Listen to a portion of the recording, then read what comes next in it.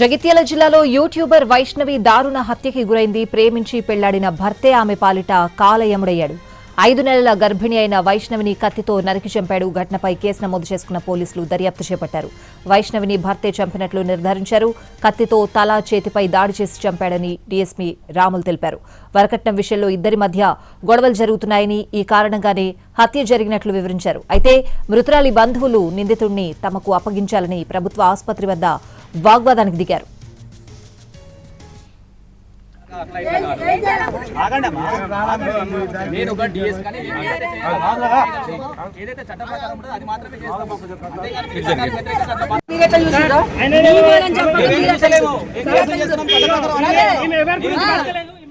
మాదాపూర్ గ్రామానికి చెందిన యూట్యూబర్ వైష్ణవి కోరుట్లకు చెందిన హరిబాబు ప్రేమించుకున్నారు. వైష్ణవితో వివాహానికి హరిబాబు తల్లిదండ్రులు నిరాకరించారు.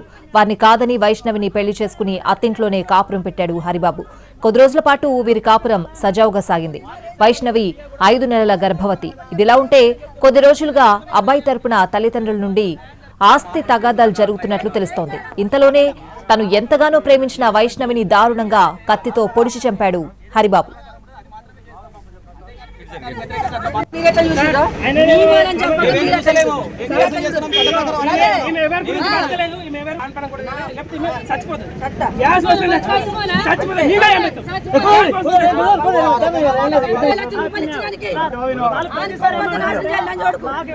వైష్ణవి మృతితో వారి కుటుంబ సభ్యులు ఆందోళనకు దిగారు. హరికృష్ణకి ఉరిశిక్ష విధించాలని డిమాండ్ చేస్తూ పోలీస్ స్టేషన్ ముందు నిరసన తెలిపారు. ఘటనపై కేసు నమోదు చేసుకున్న పోలీసులు హత్యకు గల కారణాలపై ఆరా తీస్తున్నారు.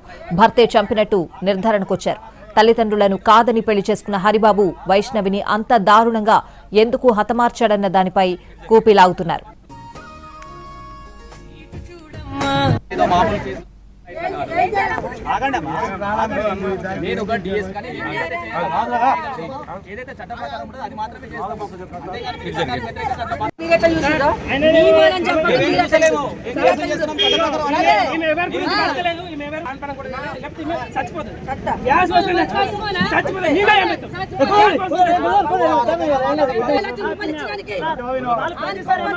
జగిత్యాల జిల్లాలో యూట్యూబర్ వైష్ణవి దారుణ హత్యకి గురైంది. ప్రేమించి పెళ్లాడిన భర్తే ఆమె పాలిట కాలయముడయ్యాడు. 5 నెలల గర్భిణి అయిన వైష్ణవిని కత్తితో నరికి చంపాడు. ఘటనపై కేసు నమోదు చేసుకున్న పోలీసులు దర్యాప్తు చేపట్టారు. వైష్ణవిని భర్తే చంపినట్లు నిర్ధారించారు.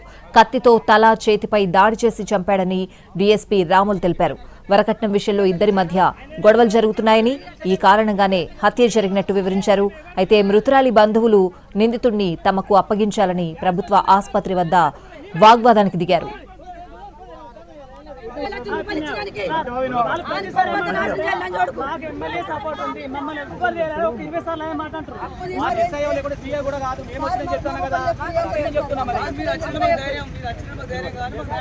మామూలు కేసు లాగా అట్లా నేను ఒక డిఎస్ కానీ ఏదైతే చట్ట ప్రకారం ఉంటుందో అది మాత్రమే చేస్తాం.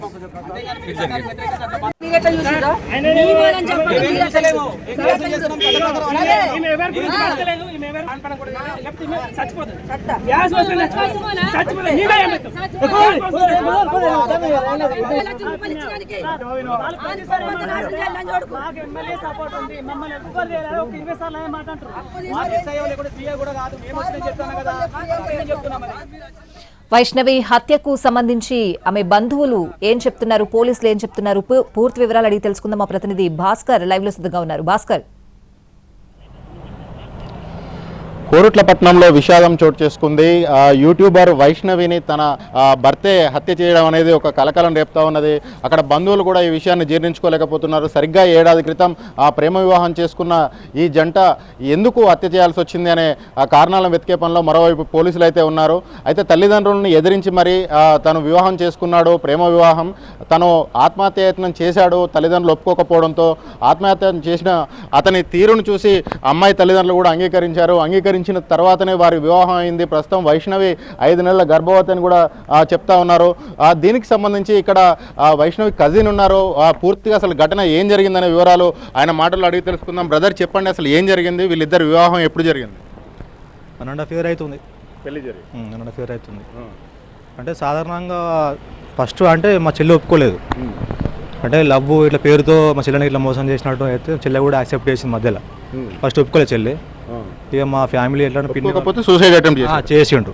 చేస్తే ఇక మా పిన్ని వాళ్ళు ఫోన్ అని చెప్పేసి ఇట్లా యాక్సెప్ట్ చేసారు. తర్వాత మా పిన్ని అంటే వీళ్ళ హరిబాబు వాళ్ళ ఫ్యామిలీ ఒప్పుకోలేదు ఫస్ట్ ఆఫ్ ఆల్. ఒప్పుకోవడంతో మా పిన్ని వాళ్ళే యాక్సెప్ట్ చేసి ఇక్కడనే ఉండడానికి ఒక రూమ్ ఇచ్చారు. తర్వాత అట్నే మీ ఇంట్లోనే ఉండేవాడా? అవును, అక్కడనే ఉండేవాడు. కాకపోతే వాళ్ళు చాలానే మంచిగా ఉన్నారు. ఈ యూట్యూబ్ ద్వారా మంచి ఫేమస్ అవ్వకుండా వీడియోస్ తీసుకుంటా మధ్యలో ఇది ఏం గొడవనో ఒక నైట్ జరిగిపోయింది అంతే. వరకట్న వేధింపులు అంటారు, మీ ఇంట్లోనే ఉంటే వరకట్న వేధింపులు ఎట్లా జరిగినాయి బ్రదర్? వాళ్ళ ఫ్యామిలీ ఎట్లా అంటే వరకట్నం ఉన్నది, ఇప్పుడు టార్చర్ అనేది ఉన్నది కాబట్టి మనం చెప్పుకోదు కదా. చెల్లి ఎట్లా అంటే మా అందరికీ మేము 13 మెంబర్స్ అన్నదమ్ములం. మాకు ఒక చిన్న చెల్లె, అట్లా 13 మందికి ఒక చెల్లె మాకు. అట్లా వాళ్ళ ఫ్యామిలీ వేధింపులు జరిగినాయి మధ్యలో కొన్ని. ఇప్పుడు ఇల్లు పరంగా కట్నం పరంగా ఉంటుంది కదా కొంత. అలా మా పిన్ని కూడా వాళ్ళ కోసం ఒక ప్లేస్ తీసుకుంది. అద్దు అవసరం లేదు ఇక్కడ ఉండని చెప్పేసి జీవనం ఉంటుంది కదా.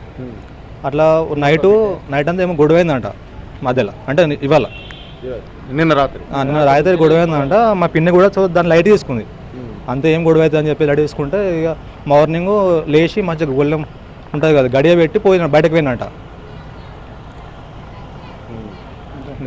ఎప్పుడు చూశారు మీరు?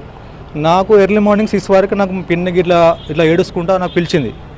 నేను పోయేసరికి చెల్లి అక్కడ బెడ్ మీద పడిపోయి ఉంది. ఇట్లా బెడ్షీట్లు మీద కప్పేసి వెళ్ళిపోయాడు. కత్తి అందుకు ఇంత గాయాలు, ఇదంతా కత్తిపోట్లు. ఇక్కడ చాలా గుద్దిండి ఇక్కడ అంతా, ముక్కు బిడ్డ బాసింది. ఇంకా వాళ్ళ బంధువు మరొకరు ఉన్నారు, ఆమెను తెలుసుకుందాం. అమ్మ మీరేమైతారు?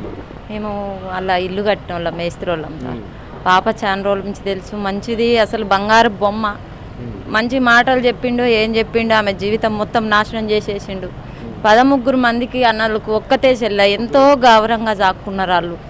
నిలువున ఆమె జీవితం మొత్తం ఖరాబ్ చేసేసిండు మొత్తం. ఆమె మాకు చూద్దామన్నా కానీ మాకు ఇప్పుడు కాళ్ళు చేతులు పొద్దున్న నుంచి చాయ్ కాదు కదా మంచి నీళ్ళు కూడా తాగలేము మేము. మాకే ఇంత ఉందంటే మరి వాళ్ళు అంతా మంచిగా సాక్కున్నారు. న్యాయం ఖచ్చితంగా జరగాలి సార్. ఆడు కనపడితే ఆడిని పొడిచి చంపాలనిపిస్తుంది మాకే. ఎంతోమంది ఆడపిల్లల జీవితాలు ఇట్లాంటి లంజ కొడుకులు సాగు చేసి ఇట్లా చేస్తే ఏమనిపిస్తుంది చెప్పండి సార్. బంగారు సార్ నమస్కారం, అందరికీ నమస్కారం. యూట్యూబ్ వాళ్ళకు ఛానల్ అందరికీ నమస్కారం.